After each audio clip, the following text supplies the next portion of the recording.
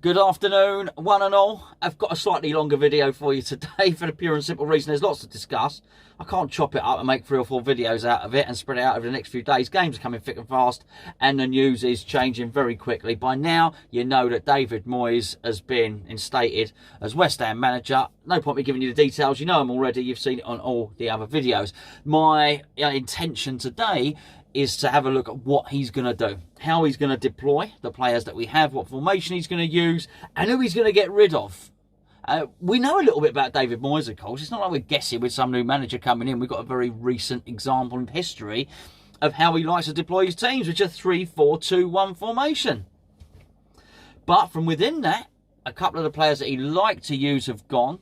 And of course, now he has some players at his disposal who weren't there before. I mean, this is a crazy story. This is crazy. We were coming back from the football ago after the crikey, I can't even remember who plays that bad, after Leicester reserves. Walking back over the bridge to go towards Stratford Station, and you might have seen a messy video put up with Jazz and his lovely family, and we got the news that Pellegrini had been sacked.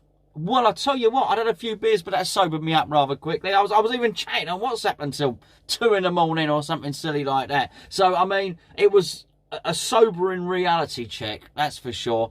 The Moyes stuff, well, we knew it was coming. But let's just have a little look at what he's going to do and what we can expect to see in his first game. So, going back from his final game, which of course was against Sam Allardyce's Everton, we played the 3-4-2-1. Adrian in goal, Declan Rice at centre-back, Ogbonna at centre-back, and of course he played Aaron Cresswell, who he was to go on and enjoy deploying as the left-sided centre-back. Now, he did on a couple of occasions deploy him as the wing-back, as the left wing-back, but mainly that was Masuaku's job. He liked Masuaku in that role. So for that game, he played Masuaku at left wing-back. He played a central midfield duo, if you like, of Mark Noble, Cheku Kiate. I wonder if he's annoyed that Kiate has been sold, because he did like him. And then Pablo Zabaleta as a right wing-back. The two behind the striker was João Mario, remember him? And Manuel Lanzini. He was a massive fan of Lanzini, by the way, David Moyes. And it will be no secret that I'm going to suggest that I think he will feature prominently and will probably quite enjoy David Moyes coming in. Up front, of course, was Marko Arnautovic. So, he's gone. So what's David Moyes going to do? Well, I looked back. I didn't just look at Everton. I spent half an hour looking through the team sheets for, you know, the 10 games prior to that and all the way through, and that's how it seems like he is going to set out. What do we know about David Moyes in this formation? I think he likes this formation, but we knew he was looking for something a little bit different in central midfield. He was after Kearney from Fulham, if you remember. He was also after Harry Arter. Clearly he wanted something different, a bit more energy in the centre of the park. I can't imagine that has changed, because just if you look at the formation that I've just read out, you take Kiate out of there, you've got Declan Rice back in. He will go into there. Do I think that he will see Declan Rice as the long-term solution in there? No, maybe not the long-term solution, but I do think he will deploy him in midfield from time to time. I also think he'll deploy him as centre-half. You've only got to look at David Moyes and how he likes to use, what should we say, utility players that can play in a number of positions. And Phil Neville being probably the biggest example out of any of them. He would deploy Phil anywhere. So, and it was just wherever he thought was necessary at the time. So I do wonder how this appointment is going to impact Declan's England career. This could be very, very interesting, particularly if Rice is given a sustained run at centre-half. Let's say in January Moyes gets the central midfielder, which I think he thinks he needs, if you know what I mean. And certainly a position I think that we need as West Ham and think we've needed for quite some time. But let's say Declan Rice plays 10, 15 games in central defence. Where does that put him as far as Gareth Southgate is concerned? I would imagine well down the pecking order, because they've got some good centre-halves, England. And I mean, Maguire doesn't look like he's being shifted. I know he likes John Stones, but then you got the lad at Chelsea. I mean, I just watched watched Liverpool a few times recently, and Gomez has now started. He's playing at centre-half quite a lot. He's playing very, very well when he plays there. Sometimes he plays right-back, but more or less centre-half. He seems to have taken that position from Matip, who was occupying it early in the season. And Gomez looks really good, so there's no way that Declan Rice walks into that England team at centre-half. Maybe he's not even on the bench as a centre-half. Maybe he's just a utility player for England. But I do think these are questions that are going to be very, very interesting for Declan. Not that David Moyes is going to be overly concerned about what happens with Declan Rice's England career. David Moyes is going to look after David Moyes. He has a short-term contract, maybe not as short as everybody might have liked, which of course is no months. But he's not going to be... I can't imagine that David Moyes is going to be laying the foundations for a long career at West Ham. Number one, he doesn't have the long-term contract. Number two, he's seen how fickle the owners are. He's got a very recent example himself of he would consider of doing a good job, and then being released anyway. So I can't imagine there's going to be pragmatism. Certainly, I can't see too many youngsters coming in. Having said that, let's not forget it was David Moyes who introduced Declan Rice and started playing him in the team anyway. So there is that. So who is going to feature for David Moyes' team? So let's go for him. Clearly Fabianski. He will love Fabianski. We'll go with the three centre-halves. We've just discussed Declan Rice. Let's say for the moment Declan Rice, until he gets that midfielder, Declan Rice is going to play in midfield. So I think it's quite safe to assume that if we play the three at the back, that he is going to go with Balbuena. It's safe to assume he'll go with Ogbonna, and he will go with Diop. I think we can expect to see that in our first game. If it doesn't, if one of those is on the bench and Declan Rice in the back three, it's going to be an indicator. We will then know straight away we're buying a midfielder. But who's he going to play in there if he does that? This is what is going to be quite difficult. It's easy to say, well, maybe he would play Fornals in there. But looking at the fact that he was playing Noble and Kiate in central midfield, I don't think you're going to take Kiate out and put someone like Fornals in there. No. I think you're much more likely to see Kiate taken out and replaced with Declan Rice. So that's why I think we'll see there up until the point where he can buy somebody who he thinks is a bit like Kiate, maybe. A runner. So I think Noble plays in central midfield, and I think Declan Rice plays in central midfield. The interesting one is actually at fullback.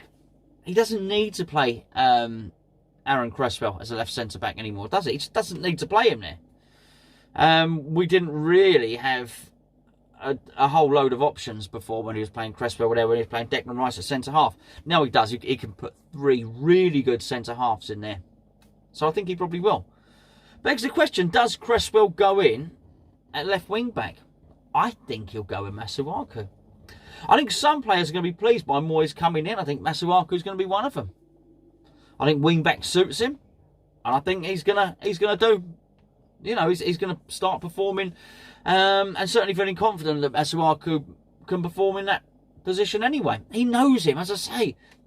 We're not going in blind as fans, and David Moyes isn't going in blind. He knows a lot of these West Ham players. At right wing back, Zabaleta, I think even David Moyes will appreciate that Father Time has caught up with Pablo Zabaleta. So what's he going to do? I can't see him putting Ben Johnson in there. He might throw a curveball and put a lefty on that side and go and put Cresswell over on that right side. I can't see it. Ryan Fredericks, not just because he's the only person left that can play there, really. I think Ryan Fredericks gets it because I think Ryan Fredericks was earmarked by David Moyes. Look back. Look at the old stories. I'm sure you will find that at the same time we were sniffing around Kearney, we were looking and trying to secure Ryan Fredericks as well. I think David Moyes likes Fredericks. Now, how that's going to work out for us, I don't know. Because what David Moyes really likes, almost above anything else in football, is crossing the ball to tall people. That has just been a hallmark of pretty much everywhere he's been, everything he's tried to do. And whilst Fredericks is fast, whilst Fredericks is clearly going to be better suited at wing-back than at full-back, How accurate is his crossing? Well, you don't need me to answer that, of course. You know it yourself. It's not very accurate at all. So that one is going to be interesting because that's where the width is coming from. So I think Fredericks is going to play there because I think, as I say, I think he's Moyes' choice. I think Moyes likes him. I think Moyes will be delighted. Whilst he might be scratching his head and thinking, hold on, where's Kiate gone? He might be thinking, I'm pleased that Ryan Fredericks is in there. So we move forward. We've got no João Mario. Well, that's okay. So what's he going to do there? Now, this is where it becomes very, very interesting. So we've got those two positions just behind the striker. We know Lanzini's going to take one of them. He trusts Lanzini. He knows Lanzini. He can get the best out of Lanzini. Lanzini will be in there. So who gets the other one? Could it be Fornals? Could it be Felipe Anderson? I actually think it's going to be Mikel Antonio. Now, here was the thing, and this had completely slipped my mind. When I'm going back over the last few games of Moyes' tenure, he didn't have Mikel Antonio to choose from. So I don't know how he sees Mikel Antonio. I don't know how he might want to deploy him. I'm not entirely sure that he would play him as the striker. Maybe he will. Maybe that's it. Maybe I'm overthinking it. Maybe just do what he did with Arnautovic. But Arnautovic far more technical than Mikel Antonio. But Mikel Antonio is very good in the air. And Moyes likes that. As I just discussed, he likes to attack from wide positions. But I can see him playing in that little hole with Lanzini as one of the two behind. Almost two number 10s. Is Mikel Antonio a traditional number 10? No, he's not. But I can see that. As I say, the other people who are going to be vying for that position, I would suggest, Felipe Anderson and Fornal certainly. And certainly he's got guys there who can cover those positions. Up front, I do think he's going to pick Sebastian Haller. He likes a tall player. But as I've said before, if you're going to play Sebastian Haller, you need mobility up and around him. Well, I think you can get that. Because we know that Mikel Antonio is quick. We know that Fredericks is quick, who's going to not be a fullback, going to be far more advanced. We know Masuaku is quick. And also, whilst Lanzini is not lightning, he's nippy. So I do think immediately that makes our team quicker. As I say, there's still areas to address, like energy in midfield and legs in midfield, but it does make us significantly quicker. Gives us a threat, particularly if we're not going to have much possession. And again, I look back on the stats. We're not going to have much possession. We're going to need something to offer up on the counter-attack. So, I mean, that's where it becomes. I just think it's quite interesting. So, that's my team. That's my team. Let's go through it again. Fabianski, Diop, Balbuena, Ogbonna, Fredericks, Rice, Noble, Masuaku, Antonio, Lanzini, and Sebastian Haller. I might be totally wrong, of course, But we'll see. It's going to be very, very, very, very interesting to find out what he does. But now moving on to the squad as a whole. There's some new players in there. Things have changed at West Ham. Things have changed quite a lot. Players have gone. Lots of money was spent, particularly in Pellegrini's first window, to bring in some players. Let's go through them. I'm guessing, pure guesswork. Lucas Fabianski, I'm sure he'll love him. Roberto, he's seen it all. Think what you want about David Moyes. We can't accuse a man of not having a television, can we? I mean, clearly, he watches Premier League football. He's seen Roberto. Roberto ain't playing for West Ham again. David Martin. Oh, I think Martin will automatically go in as the second choice keeper. It's as simple as that. Defenders, Winston Reid. It's going to be hard. I don't know. We don't know about fitness. I'd rather not even talk about him. Cresswell, we know that he likes Cresswell, but is Cresswell going to be in the team?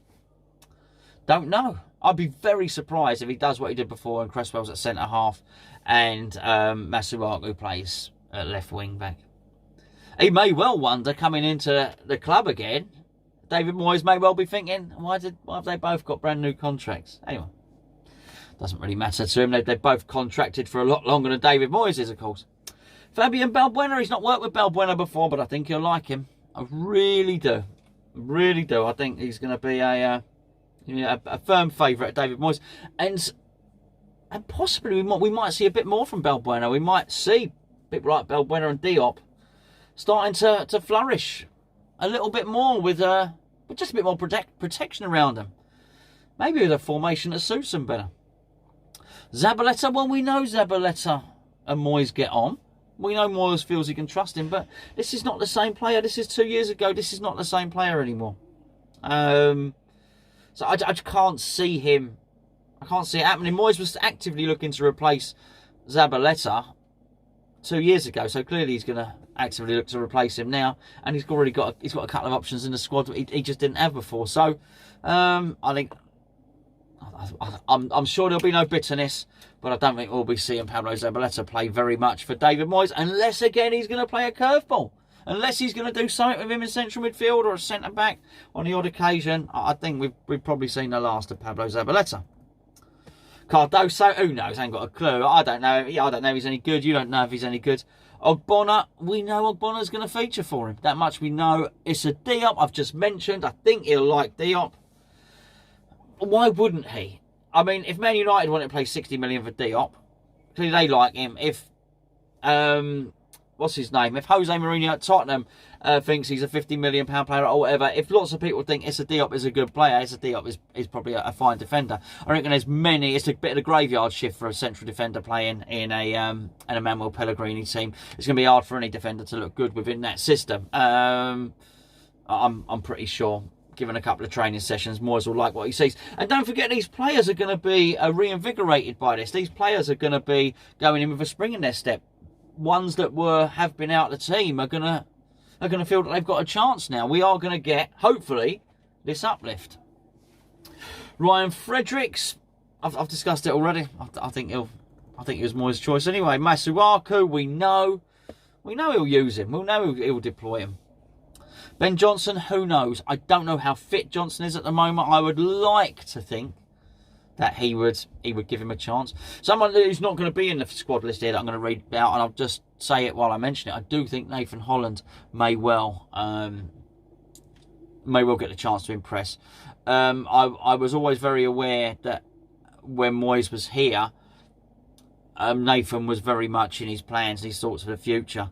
But Nathan was injured the whole time that David Moyes was there. I think otherwise he would have got on. He would have got a chance. So I think we can see some movement here. It may well be not straight away. Maybe if Moyes is planning on being around next season, that he sticks Nathan out for a 6-month loan. That's going to be very interesting. The Diangana one, I think it'd be interesting. Maybe he does pull him back. Don't forget the Reece Oxford situation. Moyes is not against pulling back someone off loan. So he may well do that. That being said, if he is going to stick with his 3 at the back system, it's not really a system that suits wingers. Maybe Diangana stays where he is.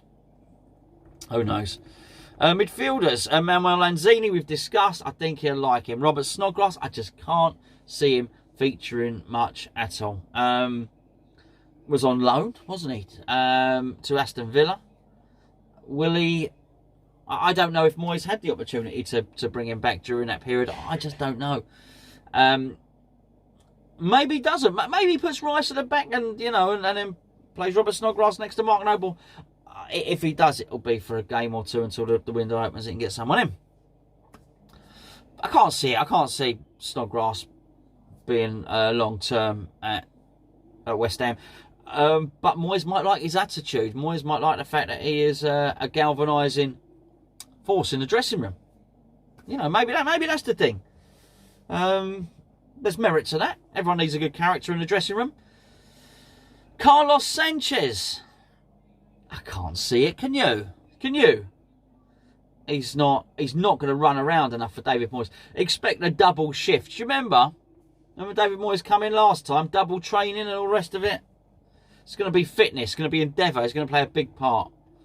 I don't think Sanchez... I can't see Sanchez fitting in much all the time. Mark Noble, we know all about Mark Noble. Mark Noble knows all about David Moyes and vice versa. Fornals, tough one. I suspect not.